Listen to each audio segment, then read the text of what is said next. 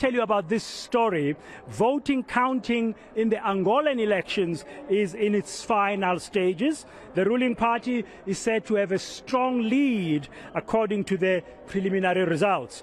Now, but opposition says those predictions are unreliable, or these preliminary results are unreliable. The People's Movement for the Liberation of Angola, or MPLA for short, has been in power for more than 4 decades in that country. In fact, they've been ruling Angola since it got its independence from Portugal in 1975. Let's bring in now Borges Nhamirre, a research consultant at the Institute of Security Studies. He's joining us now live this hour from Maputo in Mozambique. Borges, what's the latest you can tell us about the elections in Angola? Is the MPLA going to retain power?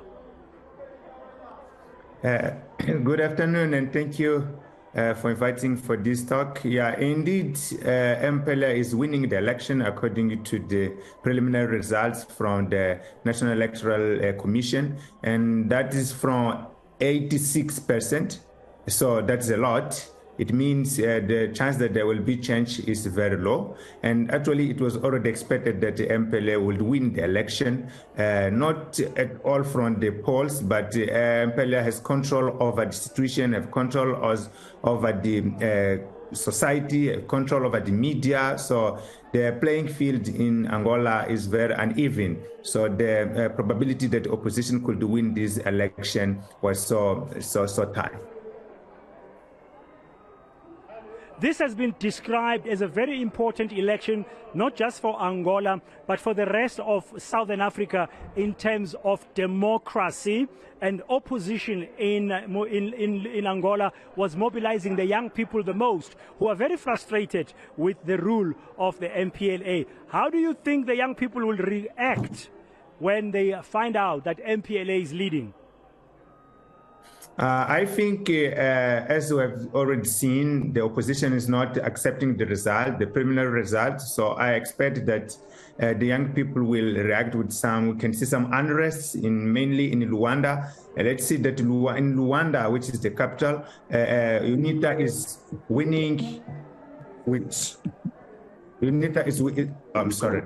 In Luanda, UNITA is winning with very high level, 63% now. So I expect that people in Luanda will react maybe with some contestation to the result, and then let's see what police will do. If police will then reprehend the demonstration, or will let the people express their sentiment.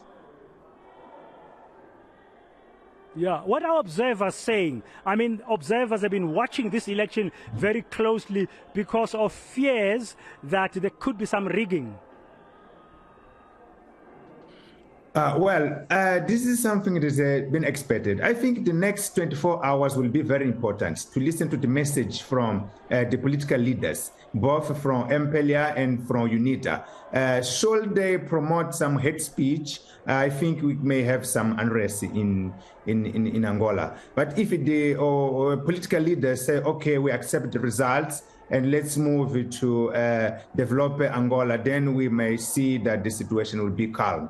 However, I expect that by the end of the day today and early tomorrow, when we have 100% of the tally, then we will see some kind of protest in Angola. And then we are still waiting for the rural vote.